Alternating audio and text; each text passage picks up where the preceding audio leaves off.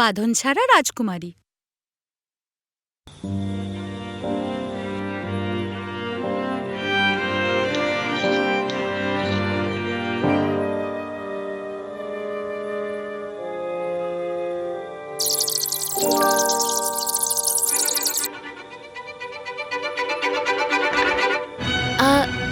একটা ভুল। একজন রাজকুমারী, একজন রানী, তাদের আচরণ কখনোই ভুল হতে পারে না। আপনার খাবারটা। আমার আর খেতে ইচ্ছে করছে না। আমি খুব দুঃখিত মা।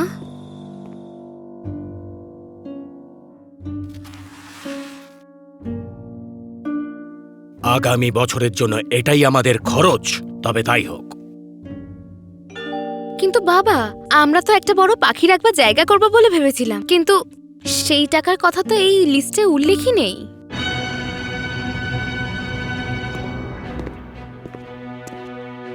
ওর সাহস কি করে হলো সবার সামনে কথা বলার?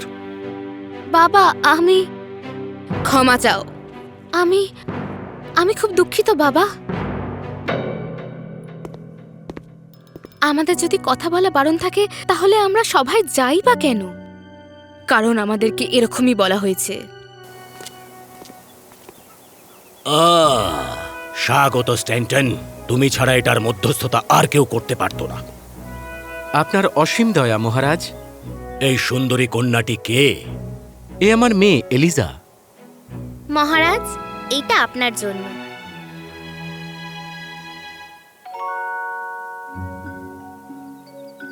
এইটা তো খুবই সুন্দর। এটা দেখছি খুবই ভালো। এগুলো নিজের হাতে তৈরি করে। এইটা অসাধারণ।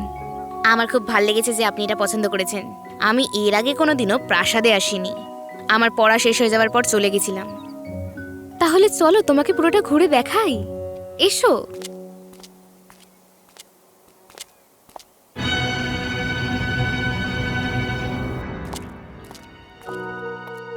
সত্যি এটা খুব বড় একটা লাইব্রেরি। দারুণ। এটা তো পুরো শহরটার মতোই বড়। একদমই নয়। তুমি তুমি তোমার চুল বাঁধনি কেন? না, আমি ওটা খোলা রাখতেই পছন্দ করি। আমারও খুব ইচ্ছা করে। তাহলে তুমি কেন করো না? এমনিতেও আমি চুলের জন্য কিছু অলংকারও বানিয়েছি। ওটা তোমার চুলের রঙের সাথে খুব সুন্দর দেখাবে। আমি তোমাকে দেব। কিন্তু আমাকে ক্ষমা করবেন রাজকুমারী, আমি একটু বেশিই বলে ফেললাম। না না, এরকম কোনো ব্যাপার নেই। দয়া করে আমাকে অ্যান্ড্রিয়া বলে ডাকো, না হলে হয়তো আমি নিজের নামই একদিন ভুলে যাব। অ্যান্ড্রিয়া, ঠিক আছে তাহলে। আমি তোমার ওই অলংকারগুলো দেখতে খুবই ইচ্ছুক। কিভাবে বানাও? তাহলে একদিন আমার স্টুডিওতে এসো। ঠিক তার পরের দিনই রাজকুমারী এলিজার ওয়ার্কশপে গেল।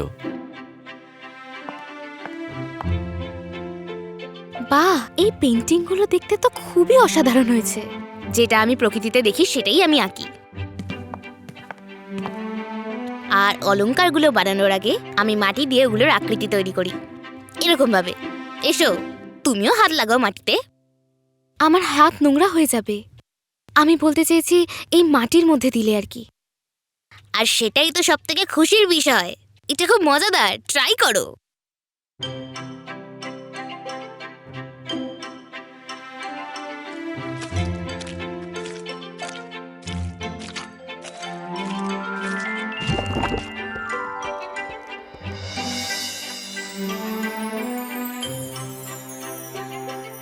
অ্যান্ড্রিয়া, তুমি তো খুব সুন্দর বানিয়েছো।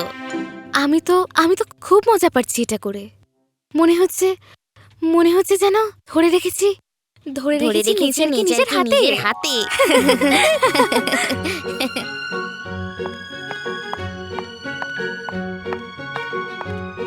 ও কোথায় গিয়েছিল? ও এসেছে এলাইজের স্টুডিও থেকে। আমার মেয়ের চারপাশে ওকে দেখতে চাই না। আমাদের মেয়ের একটা বন্ধু দরকার। রাজাদের শুধু চাকর থাকতে পারে, কিন্তু কোনো বন্ধু নয়।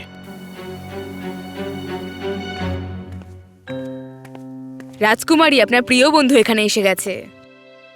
লাইজা, আমি তোমার জন্য এটা এনেছি। এগুলো খুব সুন্দর হয়েছে। এইটাকে চুলে লাগাতে দাও।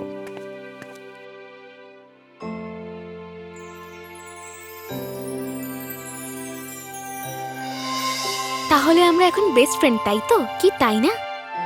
তুমি তো রাজকুমারী, তুমি সেটা ডিসাইড করো।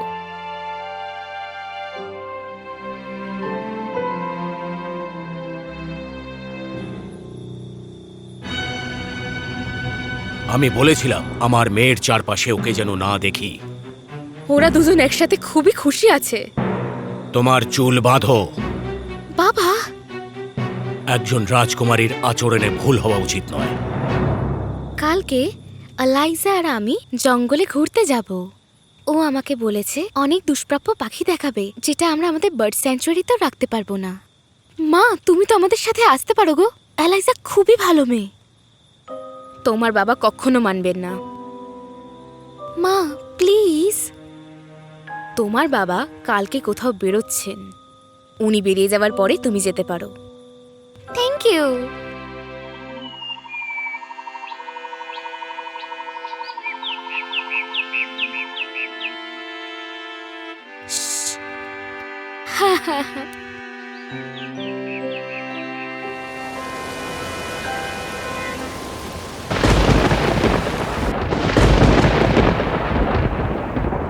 এ বাবা, বৃষ্টি আবার শুরু হলো কেন?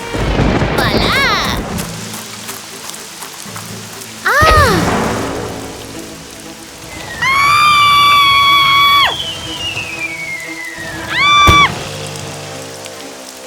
Andrea, Andrea!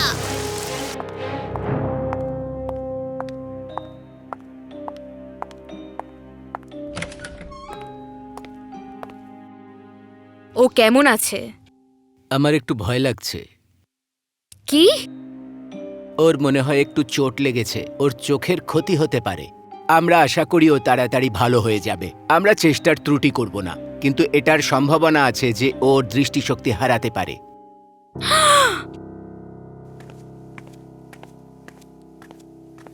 ধরে ফেলেছি। তুমি এখানে এসেছো আমি তো বুঝতে পারিনি। কি? আমার চুলের এই বেলসগুলোর আওয়াজ তুমি শুনতে পাওনি?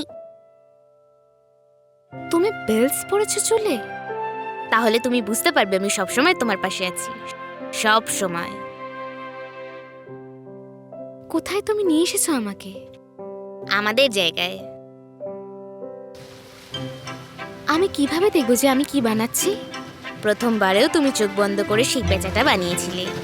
সেটাই করো, শুরু করো। এটা ওই রকমই যেন নিজের হাতে প্রকৃতিকে ধরে রেখেছো।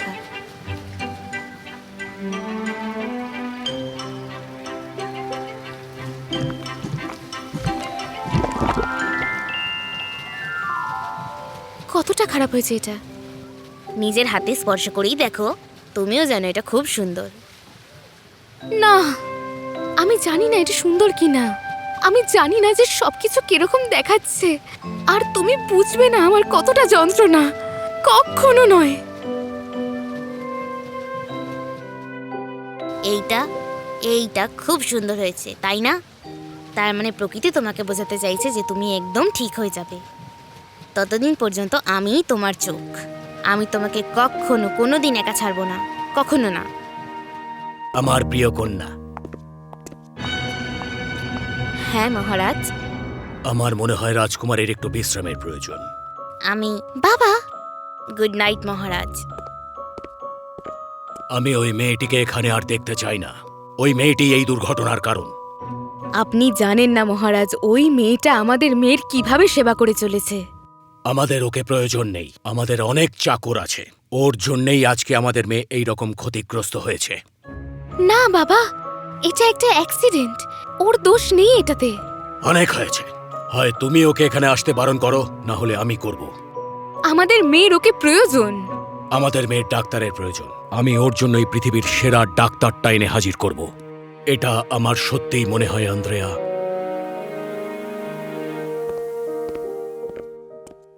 Hello, good morning. এলাইজা, আমাদের বাড়ির ওখানে একটা নতুন ধরনের পাখির সন্ধান পেয়েছি। তুমি যাবে? অবশ্যই। হয় তুমি ওকে বারণ করবে, না হলে আমি। আমি ঠিক জানি না। আরে চলো। তুমি যেতে পারো এলাইজা। মহামান্য। আমি তোমায় কি বলেছিলাম? ও আমার প্রিয় বন্ধু, আমি কিভাবে ওকে এখান থেকে যাবার কথা বলতে পারি?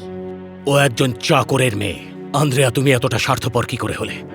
স্বার্থপর? আমি কি বোঝাতে পারছি না? আমি ওই রকম একটা উড়নচণ্ডী মেয়েকে তোমার সাথে কি করে থাকতে দিতে পারি? আপনি কি করে এই কথাটা আমাদের মেয়েকে বলতে পারলেন? যদি আজ আমি না বলি, একদিন ওই মেয়েটাই তোমাকে এইসব বলবে। Good morning. আমি এই ফুলগুলো আজকেই তোমার জন্য তুলে এনেছি। তোমাকে আমার সাথে আসতেই হবে। অনেক সুন্দর সুন্দর গোলাপ ফুটেছে গার্ডেনে।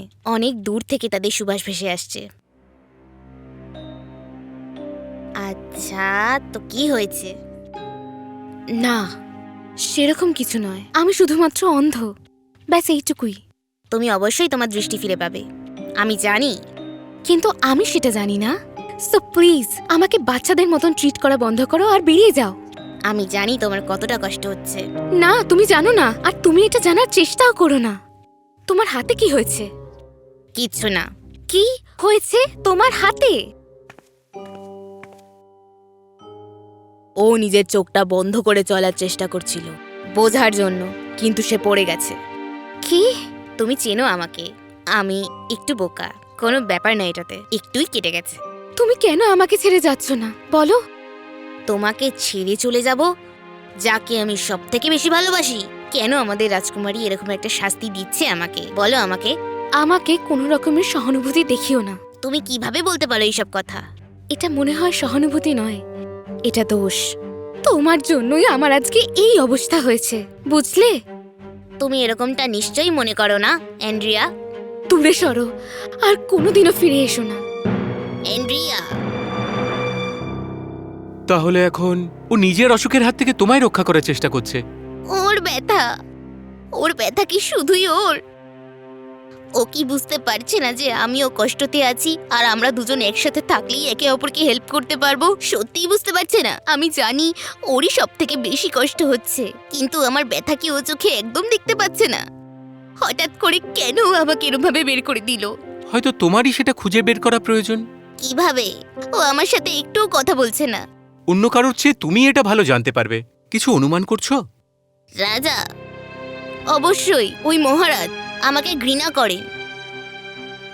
আরে উনি তো সমস্ত মানুষকেই ঘৃণা করেন, এমনকি উনি আমাকেও পছন্দ করেন না, যদিও আমি এসবে অভ্যস্ত হয়ে গেছি। আমি কি ওনার কাজে লাগতে পারি? নতুন পাখি সংগ্রহশালা, দেখা যাক আমি কি করতে পারি। কিন্তু মা, রাজকুমারীকেই তোমায় বেছে নিতে হবে। অবশ্যই ও করবে, আমি জানি ও করবে। রাজকুমারী, আপনি কি করে এরকম একটা মানুষকে হার্ট করতে পারেন যাকে আপনি সব থেকে বেশি দরকার? ও নিজের জীবনটা আমার জন্য নষ্ট করতে পারে না। রাজকুমারী, আপনার পাশে থাকা ছাড়া ও আর কিছুই চায় না এই জীবনে, কিন্তু ওকে এভাবে তাড়িয়ে দিয়ে আপনি ওকে খুবই যন্ত্রণার মধ্যে ফেলে দিয়েছেন। বন্ধুত্বের মধ্যে তখনই গভীরতাটা বেশি হয় যখন দুজন বন্ধু একসাথে থাকে। দূরত্ব দুজনকেই শেষ করে দেয়। আপনি কি করে ভাবলেন যে ওর মন খারাপ হবে না যদিও আপনার থেকে দূরে থাকে? কাউকে ভালোবাসলে তার পাশে থাকতে হয় রাজকুমারী।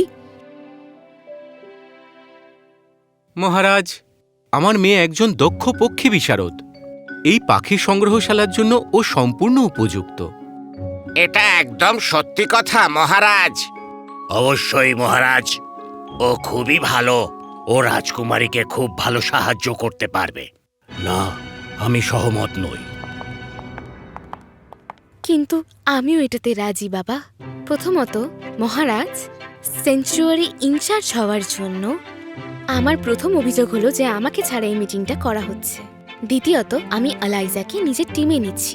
ওর থেকে ভালো প্রকৃতি আর পাখিকে কেউ চিনতে পারে না। ওর মতন ভালো করে আর কেউ চিনতে পারে না। আলাইজা এটার জন্য পারফেক্ট। আমি একটা রাজকুমারীর তো এরকমই হওয়া উচিত মহারাজ, যে নিজের সিদ্ধান্ত দায়িত্ব নিজেই নিতে পারে। আমি ওর সাথে সহমত। আর এভাবে রাজকুমারী আর এলাইজা আবার একত্রিত হলো। দুই বন্ধু আবার একসাথে হাসলো, একসাথে কাঁদলো, একসাথে কাজ করলো। আর এই ভালোবাসা, এই বন্ধুত্ব আনন্দ আনলো আর সুস্থতাও আনলো।